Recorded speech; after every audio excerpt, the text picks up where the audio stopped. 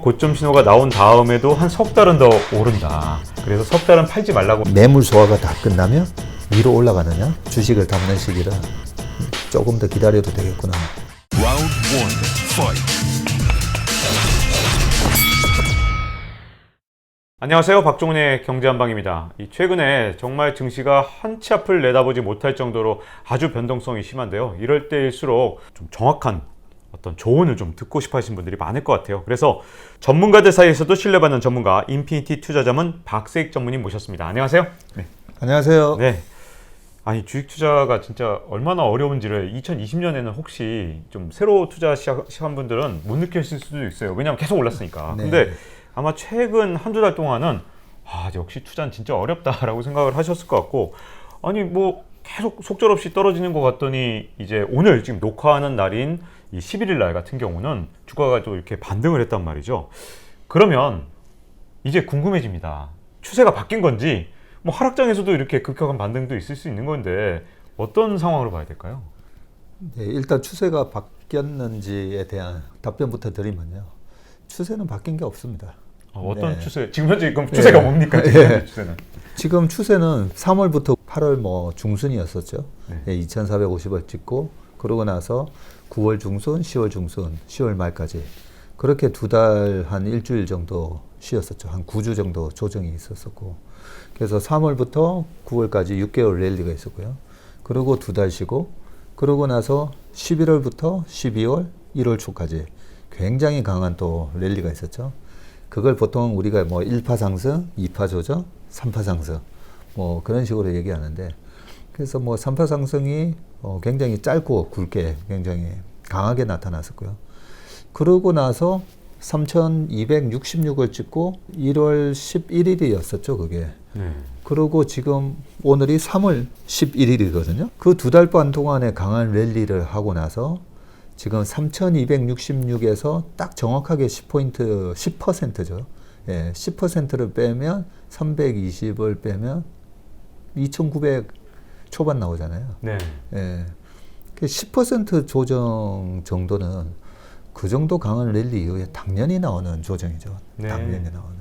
예, 그래서 지금 조정은 8월 달에 2,450 찍고, 그때도 단기 과열 이후에 뭐 계속 시장이 계속 갈 거다 뭐 이런 얘기 속에 미국 대선이란 불확실성, 그리고 대주주 양도세에 대한 그때 시정이 안 됐었기 때문에 조정을 받으면 뭐 10% 조정, 2,450에서 240을 정도 빼면 그때도 뭐 제가 2,250 정도까지는 조정 올 수 있을 것 같다고 봤는데 2,200 한 80 찍고 돌았었는데, 네. 2,280 찍는 날도 되게 험악했었어요. 최근처럼. 네. 시장이 계속 오를 거라고 너무 조급하게 너무 기대하시는 것 같아요.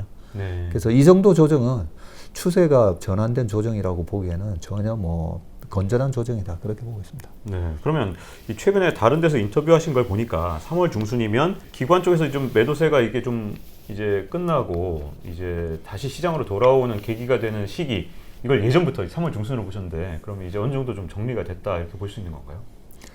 네, 뭐 연기금의 그 주식 비중 조정에 대해서는 이제 많이들 얘기 들으셨을 거고요. 뭐 30조 이상 이제 팔아야 되는 부분에 있어서 지금 한 10조 정도 남았잖아요. 네.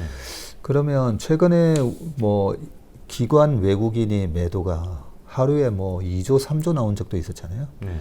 그 정도 매도는 다 우리 개인에서도 다 받을 수 있는 수준이었기 때문에 10조 정도 남았으면 사실 그렇게 무서운 이제 물량이 아니죠. 그죠? 네. 상대 적의 총알이 이제 10발밖에 안 남았구나 뭐 이런 느낌이 드는 부분이고, 그렇다고 해서 기관이 연기금만 있는 건 아니잖아요. 그렇죠. 그래서 오늘 연기금도 출입하고 큰 기관들 다 출입하는 한 증권사 법인 일부장을 만나서 제가 얘기를 해봤어요. 다른 데 기관 동향은 어떠냐. 저희 회사만 하더라도 기관 자금이 다 빠져나갔잖아요. 네. 그래서 저희 이제 뭐 개인들 자금만 많이 지금 하고 있는 상황인데, 다른 데 기관들 동향이 지금은 주식이 없어서 제가 예상했던 대로 2,900만 빠지면 어마어마한 자금들이 대기하고 있습니다. 오, 네. 네. 그런 부분 때문에 네. 지금 조정도 저는 그닥 많이 올랐기 때문에 2달 반 동안 많이 올랐기 때문에 있는 조정이고 최근에 이제 좀 장 빠지니까 제가 댓글들을 한번 쭉 봤었거든요. 네. 댓글들 보면 뭐 2,600도 간다 뭐 이런 얘기들도 돼 있을 텐데 2,600은 나중에 이 경기 회복이 다 끝나고 나면 끝나고 나면 갈 수는 있죠. 경기 회복이 다 끝나고 예, 나면 다 끝나고 나면 내년 말이나 뭐 내후년이나 좀 뒤군요. 네. 그러면 지금 말씀하신 대로라면 기관들이 지금 물량을 다 빼놓은 상태인데 그러면 우리도 좀 주식을 빨리 포트폴리오에 넣어야지 하는 급한 마음에 갑자기 이렇게 주식시장에 들어오면 오히려 지금 이제 상승으로 확 전환될 가능성도 상당히 있겠네요. 급격하게 이렇게 좀 그 말씀대로라면. 그 상승으로 전환이 되려면 네. 그거는 기업들의 어닝이 개선이 돼야 됩니다. 예, 작년에 제가 제일 좀 듣기 거북했던 얘기 중에 하나가 네. 시장을 자꾸만 뭐 유동성의 힘으로 올라왔다. 자꾸 그런 얘기 했었잖아요. 네. 근데 지나고 보니까 실적이 깨진 게 아니라 오히려 실적이 엄청나게 개선이 됐잖아요. 네, 놀랐습니다. 70조를 기록했던 2019년 실적에 비해서 작년에 85조에서 거의 90조 가까이 나오고 올해는 지금 130조, 내년에 155조 이렇게 기대하고 있잖아요. 네. 뭐 아시다시피 주가는 경기에 대한 선행 지표고 주가는 항상 6개월에서 1년을 먼저 선행하다 보니까 이번에도 기가 막히게 맞춘 거였죠. 그렇죠. 기업의 어닝이 코로나 위기에도 불구하고 코로나가 있었던 2019년보다 이게 훨씬 증가하는. 더 좋아졌습니다. 그렇죠. 네. 그래서 우리가 시장을 자꾸만 비이성적이다라고 얘기를 할 게 아니라 시장이 주는 메시지는 뭔지를 시장한테 배워야 됩니다. 배워야 되는데 작년에 3월부터 7월까지는 그 과정에서는 뭐 아무 주식이나 사도 먹는 장이라 했었잖아요. 그런데 그 이후부터 시장의 주도주가 움직이는 모습을 보면 철저하게 실적을 반영하면서 움직였었습니다. 네. 예, 그런 부분이었기 때문에 자, 이 매물 소화가 다 끝나면 위로 올라가느냐? 네. 예, 위로 올라가느냐 아니냐는 실적이 받침이 안 되면요. 어떻게 되냐면 2009년, 10년, 11년도에 금융위기 이후에 3년 동안의 랠리가 있었고 2012년부터 15년까지 미국 시장은 계속 올라갔는데 우리나라 시장은 박스피였잖아요. 네, 그랬었죠. 네, 그 박스피의 원인은 실적이 감익을 했기 때문에 박스피로 전환이 됐던 거죠. 그래서 여기서 3,400을 가냐 3,700을 가냐는 실적이 결정을 하는 거지 이게 수급이 뭐 개선이 됐다고 결정이 되는 게 아니고 자 여기서 기관 매물이 다 끝났다 치자고요. 네. 근데 실적 개선이 없어요. 네. 그러면 주가가 기관이 사든 외국인이 사든 사면 우리 개인들 분들 또 스마트한 개인분들이 막 때리실 거잖아요. 그렇죠. 예, 때려야죠 당연히. 네. 예, 실적 개선이 없으면 박스피로 시장 자체가 바뀌어 버리는데 네. 저도 누구보다도 수급 체크를 하거든요. 그래서 1월 초에 이 단기 오버슈팅 이후에 저희가 뭐 자금을 받지 않는다는 얘기를 할 정도로 그런 뭐 수급을 다 체크하고 하긴 하지만 수급 개선보다도 지금 제일 중요한 거는 예, 기업 실적이 올해 130조 나온다라고 하는 거는 이미 다 반영이 됐고요. 네. 이 이상 실적이 나올 수 있는지 이걸 계속 좀 체크를 하는 게 중요하다. 네. 거기에 따라서 시장의 방향은 이 기간 조정 이후에 방향은 결정이 될 거다. 아, 기간 조정 이후에. 근데 그러면 지금까지는 금융 장세였고 앞으로는 실적 장세가 올 것이다라는 그런 견해에 대해서는 동의를 안 하시겠네요. 그럼 원래부터 실적 장세였고 그 실적을 이제 앞으로도 또 확인해 나가는 실적에서 실적 장세 이렇게. 예, 역시 박 기자님은 제 얘기에 이제 정답을 말씀해 주셨는데요. 네. 우리가 예전에 이제 우라카미 구니오의 주식시장 흐름 읽는 법, 네. 제가 뭐 이 업계 들어와서 제일 처음 읽었던 네. 책이고 너무나 중요한 메시지를 담고 있습니다. 주식시장에는 사계절이 있다는 거죠. 네, 사계절. 그렇죠. 네. 그래서 우리가 금융장세, 실적장세, 역금융장세, 역실적장세 이렇게 표현을 했고 실제로 주식시장에는 이래 사계절이 있다고 보고 대응을 하는 게 맞아요. 네. 네. 제가 제일 좋아하는 필명 중에 하나가 우리 박용호 회장님의 주식 농부거든요. 네. 예, 주식도 우리가 투자를 하고 수확을 하고 또 쉬었다가 또 씨를 뿌리고 그 열매를 따먹고 그 과정이 반복되는 거거든요. 그 과정이 반복되는데 수확을 하지 않고 계속 놔두면 어떻게 되죠? 과일이 썩겠죠. 네, 그렇죠. 예, 그래서 우리가 적절한 시점에 4월, 5월 달에 모내기를 해야 되는 시점이 있고요. 네. 또 벼베기를 해야 되는 그런 시점이 있잖아요. 네. 그래서 그런 시점이 있는 그걸 왜 마켓 타이밍을 노리냐 이렇게 폄하할 게 아닙니다. 예. 그런 차원에서 그 주식시장의 사계절을 나누는 게 너무나 중요한 부분인데 그 책이 나온 지가 지금 한 40년이 넘다 보니까 네. 옛날 일본이 이머징 마켓이었던 시절에 나왔던 책이거든요. 네. 그래서 요즘은 잘 안 맞아요. 네. 예, 선진국 시장에도 잘 안 맞습니다. 새로운 시장이 왔군요. 시장이 네, 바뀌어서. 색깔이 굉장히 많이 바뀌었고요. 네. 사계절이 있다라는 이 중요한 메시지를 주었음에도 불구하고 그 금융장세, 실적장세 이렇게 보면 구분이 잘 안 갑니다. 네. 그러면 요즘 장세는 어떠냐 말씀드리면요. 극한 패닉 셀링이 있을 때는 실적이고 뭐고 아무 상관없이 주가가 박살납니다. 그렇죠? 네, 그렇더라고요. 마켓 리스크에 의해서. 네. 그리고 오버슈팅 국면에서도 아니 실적은 요만큼인데 그냥 닷컴 버블 때와 같은 네. 그런 현상도 나타나는 게 양극단에서는요. 실적하고 상관없는 그런 오버슈팅과 패닉 셀링이 나와요. 네. 그런데 그 중간에 어떤 트렌드 있잖아요. 네. 트렌드는 금리가 오르든 금리가 내리든 예, 항상 실적 상세라고 보시면 돼요. 네. 예, 그 부분에 대해서 좀 간단하게 역사적 배경을 말씀드리면 그 2008년 금융위기 때 리만 브라더스가 파산 신고를 하고 나서 딱 한 달 만에 삼성전자를 비롯해서 우리나라 우량주들이 지수 1400에서 900까지 가는 동안에 한 달에 40% 50%씩 빠져버려요. 네. 실적하고 아무 상관없죠. 그렇죠. 오히려 그런 금융위기에 환율이 치솟고 오히려 이익이 개선되는 초입이었음에도 불구하고 그냥 박살이 났거든요. 네. 그러고 나서 2009년도에 칠공주 장세가 있었다고 말씀드렸고, 그죠? 그 다음에 차화정 장세가 있었고, 제가 차화정 장세 이유는 그동안에 방송에서 설명 안 드렸는데, 박종훈의 경제한방에서 말씀드리면, 2011년도에 차화정 장세가 끝나고 나서 네. 전차부대라는 얘기가 있었어요. 네네. 전차부대 그쵸? 기억납니다. 예, 네. 삼성전자와 현대차. 네. 그렇죠.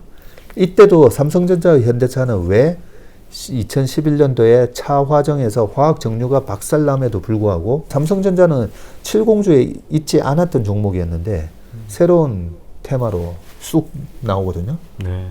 왜 그랬을까요? 2011년, 12년, 13년도면 박스피의 초입이었었는데 네. 그때 당시에 2010년에서 11년도에는 엘피다랑 하이닉스가 망했고요. 네. 반도체가 망하던 시절이었어요. 근데 11년, 12년, 13년도에는 오히려 반도체는 약했는데 삼성전자는 60만 원에서 150만 원까지 올라갑니다. 그래서 전차 부대라는 얘기가 나왔었던 부분이었는데 삼성전자가 휴대폰에서 애플의 아이폰에 밀려가지고 2007년, 8년, 9년, 10년까지 전 세계 모토로라, 노키아 전부 다 망할 때 LG전자까지 그런 분위기 속에서 삼성전자가 2010년도에 갤럭시 S 시리즈가 나오고 11년도에 S 시리즈만 나왔을 때만 하더라도 화면이 작고 아유 뭐 아이폰 카피한 거네 이런 폄하 혹평을 받았을 때 2011년도에 갤럭시 노트 시리즈가 딱 나오거든요. 네. 화면을 크게 해가지고 그게 먹혀들었던 거죠. 네. 그러면서 11년, 12년, 13년 초까지 삼성전자의 스마트폰 시장 세계 점유율이 1위가 됩니다. 네. 예, 그런 실적을 바탕으로 60만 원대에서 150만 원까지 가는 그 약세장의 그런 모습이 나왔기 때문에 제가 왜 실적을 계속 말씀드리냐면 외생 변수나 뭐 금리가 뭐 2.5% 폭등해가지고 예, 그런 마켓 리스크가 와도 실적이 받침이 되는 기업들은 그런 2011년, 12년, 13년도에 삼성전자처럼 올라간다는 거죠. 그때 당시에 보면 이제 카지노 기업들, 네. 뭐 그런 기업들도 막 올라가고, 바이오도 올라가고, 화장품 같은 게 막 올라가요. 네. 중국 소비 모멘텀이 생겼거든요. 그렇죠. 뭐. 예, 화장품 회사 주가 그렇게 많이 오를 줄 몰랐습니다. 그렇죠. 되게 예. 놀랐는데. 그래서 철저하게 지금부터는 이익이 확실하게 나오는 그런 기업들 위주로 매매를 하셔야 되고 네. 성장 너무 먼 성장 스토리로 3년 5년 뒤에 어떻게 될 거야 그런 기업들은 조금 쉬었다가 투자를 하는 그런 네. 전략이 좀 필요하다고 미리 좀 말씀드릴게요. 자, 그러면 이제 앞으로 실적을 보는 게 굉장히 중요할 것 같은데 그 상황에서 시장 전체는 또 어디로 갈지도 많은 분들이 좀 궁금해할 것 같아요. 그 시장을 전망을 할 때 네. 중요한 부분이 있습니다. 대중의 심리거든요. 시장을 계속 과학적으로 분석을 해보면 이때까지 많은 분들이, 많은 석학들이 이 시장에 뛰어들었다가 많이 실패를 하고, 그죠? 네. 아니, 뭐 저희 매니저 중에 그런 매니저도 있었어요. 카이스트 나온 매니저였었는데 할 수만 있으면 밤새서 하겠는데 일주일 밤새서 하는데도 뭐가 잘 안 되는 거죠. 네. 거기에는 계량적인 분석 플러스 우리 인간에 대한, 사람에 대한 공부를 해야 됩니다. 사람에 대한. 그 사람에 대한 공부를 하지 않은 두 사람이 있댔죠. 천재. 아이작 뉴턴하고 아인슈타인. 네. 예. 근데 사람에 대한 심리를 알고 있었다. 케인즈 같은 경우에는 주식은 미인대라고 그랬죠. 네. 내가 좋게 보는 게 중요한 게 아니라 대중들이 좋게 보는 게 중요하다는 대중의 심리에 대한 강조를 했었고요. 네. 피트 린치는 칵테일 파티를 얘기했었죠. 네. 예. 그래서 제가 최근에 이제 자금도 받지 않고 저희 주식 비중도 좀 줄여놓은 상황에서 과연 제가 하는 이 액션이 맞는가? 저도 뭐 그런 고민을 해봤을 거 아닙니까? 그런데 지난주 여의도 바닥이 아니라 저 용산 가서 저녁을 먹는데 하나, 둘, 셋 저희 테이블 주변에 세 테이블이 전부 다 주식 얘기하고 있었어요. 네. 저도 여러 번 경험해봤습니다. 최근에. 그래서 제가 밥을 먹으면서 주식을 담는 시기를 조금 더 기다려도 되겠구나. 기다려도 되겠구나. 주식을 담는 시기를. 예, 좀 더 기다려도 되겠구나. 네. 왜냐하면 계속 시장이 박스 왔다 갔다 했었잖아요. 네. 또 갑자기 뭐 또 3,100까지 근처까지 또 오기도 했었고, 3,100 넘기기도 했었고. 그런데 지난번에 그런 두 달 반의 오버슈팅이 있으면 거의 항상 거의 뭐 두 달은 쉬거든요. 그런데 뭐 주식을 계속 쳐다보고 있으니까 주식이 또 올라가면 또 막 사고 싶잖아요. 네. 예. 아, 이제 시장 조정이 끝났나? 뭐 이런 느낌도 드는데 그날 저녁을 먹으면서 1, 2주 더 참아야 되겠다. 분기 3, 6, 9, 12월에 두 번째 목요일이 네. 소위 말하는 주가지수 선물 옵션, 네. 예, 주식 선물 옵션의 네 가지 만여의 네, 만기 날이죠. 그죠? 그래서 쿼드러플 위칭 데이라고 하잖아요. 네 가지 만여를 가지고 거기에 이해관계에 얽혀 있는 차익 거래를 하는 네. 그런 기관과 외국인에 의해서 시장이 약간 매니플레이션 된다고 하죠. 그게 오늘 같은 현상, 3월 11일 오늘로서 3013 정도로 끝났거든요. 네. 예, 그걸 우리가 이제 선물 옵션 하는 선수들 얘기로는 가두리 장세라고 그래요. 이렇게 가두어서 이렇게 가두리 양식 있잖아요. 모아서. 그러면 보통은 이제 일반인 분들은 옵션을 매도 플레이보다는 매수를 많이 하시거든요. 네. 예. 그래서 매수를 많이 하고 계시고 보통 이제 기관들, 특히나 증권사 프랍데스크에서는 외국인들도 그렇고 풋 옵션을 매도를 하고 콜 옵션을 매도를 해서 결국은 양쪽 다 뭔가 급등 급락이 없으면 이 콜 옵션과 풋 옵션은 죽어버리잖아요. 그렇죠. 예. 그러면 다 예. 그냥 다 이익으로 그래서 가져가니까. 그 시간 가치랑 그 프리미엄을 매도 즉 그 옵션을 발행했다고 보시면 되거든요. 네. 복권을 발행을 했는데 결국은 아무것도 당첨이 안 되면 복권 발행한 쪽엔 돈을 가져가고 복권을 산 사람들은 돈을 잃듯이 옵션도 마찬가지입니다. 옵션도 위로 빵 치고 가는 거 3,400을 갈 거야 라고 거기에다가 배팅하는 옵션 매수자들은 다 꽝인 거죠. 그렇죠. 오늘처럼 3013으로 끝나잖아요. 네. 3020, 뭐 3013 이상의 콜옵션에 배팅을 한 사람들은 다 그냥 꽝. 꽝. 네. 그 다음에 풋옵션도 마찬가지예요. 이번에는 밑으로 2,900을 하면 깰 거야 라고 배팅을 하셨던 풋옵션 매수자들도 다 꽝. 네. 네. 그걸 꽝을 만들기 위해서 기관들과 외국인들이 매수하기도 하고 매도하기도 하면서 이렇게 가두어 나간다 해서 가두리 장세라고. 딱 그 쿼드러플 위칭 데이, 아까 말씀하신 네마녀의 날, 그때는 딱 그 계속해서 기관이 그렇게 노력하겠네요, 엄청나게. 예. 그 오늘 뭐 이상한 현상이 일어나죠. 보면 외국인이 그동안 그렇게 안 사다가 1조 7천억 하고 확 사버리고 종가에 막 들어오고 네. 기관은 또 9천억 때려버리고 네. 그게 서로 기관과 외국인과도 서로 합의해서가 아니라 서로 비슷하게 양매도 포지션을 갖고 있다 보니까 옵션을 다 팔아놓은 걸 네, 말씀하시는 한쪽이 너무 세게 들어오면 거기다가 또 매도도 때리면서 서로가 암묵적으로 결국은 자기네들이 원하는 가격에 끝나버리는 그런 가두리 장세가 오늘 있었다고 보시면 되고 네. 이런 가두리가 가능한 거는 이런 랠리가 끝나고 말이 쉬어갈 때 아. 예, 말이 쉬어갈 때 이래 가두리가 가능하거든요. 네. 심리 이런 부분에 말씀드리면 하여튼 최근에는 너무 많은 사람들이 단기적으로 와, 2달 반 동안 랠리를 봤잖아요. 네. 아, 지금 사도 그 랠리가 계속 지속될 거라는 착각을 하고 있는 거죠. 네. 작년에 3월 달에 폭락했을 때 왜 네. 사람들이 주식을 못 사냐면요. 계속 폭락할 계속 폭락할 거다라고 네. 착각을 하기 때문에. 그렇죠. 예, 가장 가까운 경험에 대한 기억이 제일 강하다 보니까 그래서 항상 우리가 왜 단기 꼭지를 잡느냐면 가장 최근 한 달 동안 시장이 강할 때 결국은 못 견디고 들어오게 되거든요. 네. 예, 그런 현상 때문에 최근에 11월, 12월, 1월 초까지 그 초대형주들이 막 70% 이상 수익이나 그런 국면에서 너무 투자자들이 조금 흥분해 있는 상황이었고 이 흥분은 우리가 막 이렇게 100m를 달려보면 헉헉거리잖아요. 시간이 좀 지나면 이렇게 차분해지잖아요. 네. 그래서 지금의 기간 조정은 그런 흥분을 잠재우는 굉장히 건전한 조정이고 이 흥분이 어느 정도 잠재워지는지는 저는 또 그걸 계속 보거든요. 네. 보면 어떻게 느끼냐면 저한테 이제 막 이 공포감에 네. 아 여기서 손절해야 되는 거 아니야? 막 예, 이런 문자들이 쇄도하면 네. 그게 이제 심리적으로 보면 거의 시장의 바닥이에요. 네. 그래서 그런 질문들이 오면 저는 네. 그게 휴먼 인디케이터로 활용을 하기 때문에 네. 저한테는 참 좋은 정보가 되는데 네. 어쨌든 1월 초에는 100명 중에 99명이 너무 흥분했다면 최근에는 100명 중에 이제는 거의 70명 정도가 불안해하는 그런 모습을 보이기 때문에 80%, 90% 정도의 조정이 마무리돼 간다는 이런 느낌을 받습니다. 그동안 이제 화제가 됐었던 게 박세익 전무님께서 이렇게 많은 분들한테 이제 좀 돈을 맡기고 싶다 이렇게 인기가 있는 그런 상황까지 가니까 인피니티 투자 때문에 그렇게 돈이 많이 몰렸는데도 불구하고 지금까지는 이 돈을 안 맡으셨잖아요. 이 상황에서는 그럼 돈을 맡아서 좀 이제 투자를 할 수 있는 그런 시점으로 보시는 건가요?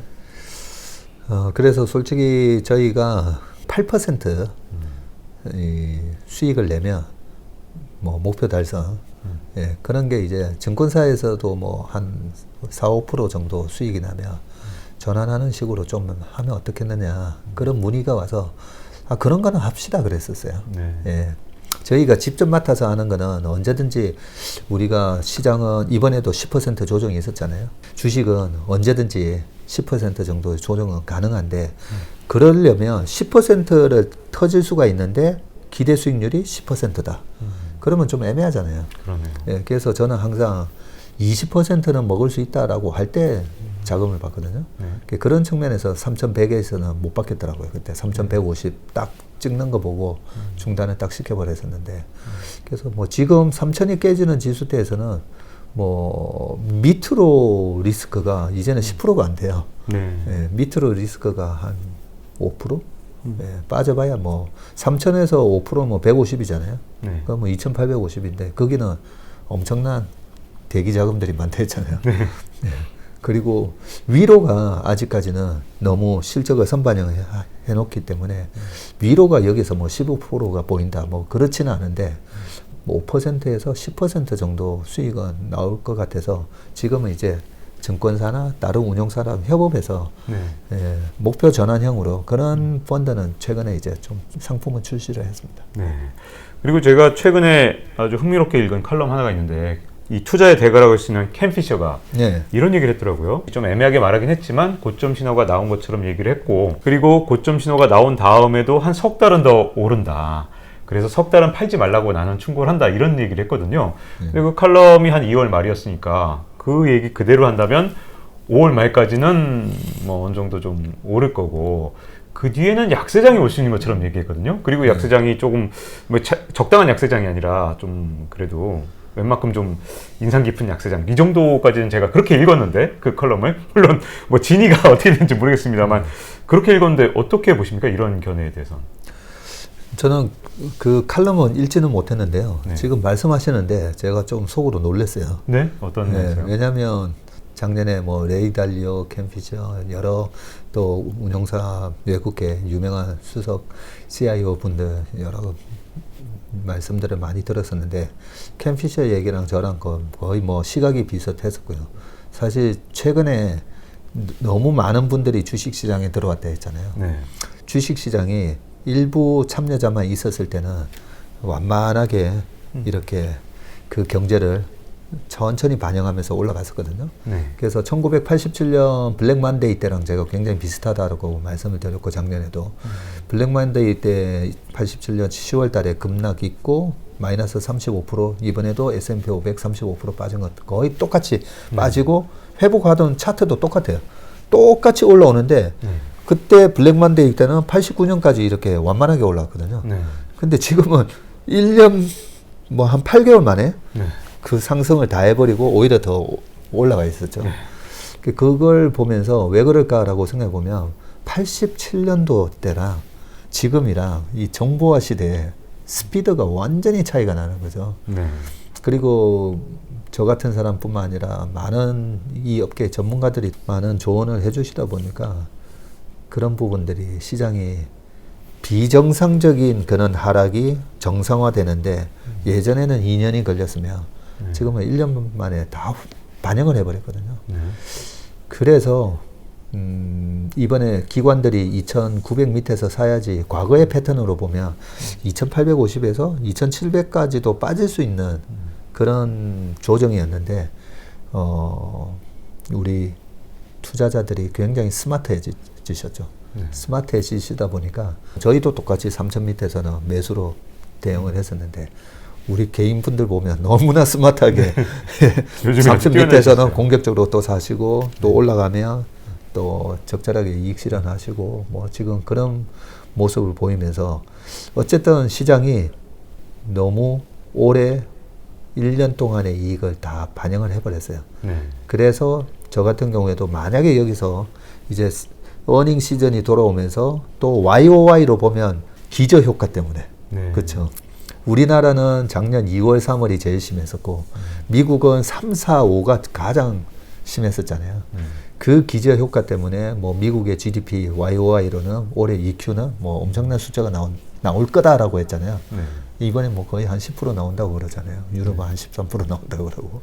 결국은 그런 부분을 시장이 이미 선반영했기 때문에 여기서 한 번 더 3,300, 3,400을 가는 그런 상승이 나오면 캔피셔 생각처럼 5, 6, 7, 8 정도까지 네. 좀 쉴 수 있다라고. 저도 머릿속에 그런 그림을 그렸는데 캔피셔도 그렇게 얘기했다니까 한번 찾아봐야 되겠습니다. 네. 왜 빠지죠라고 물어봤을 때 금리 얘기하면서 핑계일 뿐이라고 저는 생각합니다. 올해도 무서운 주식이 있다는 거죠. 나중에 어떻게 되는지 한번 보고 어떻게 되는지. Round one, fight.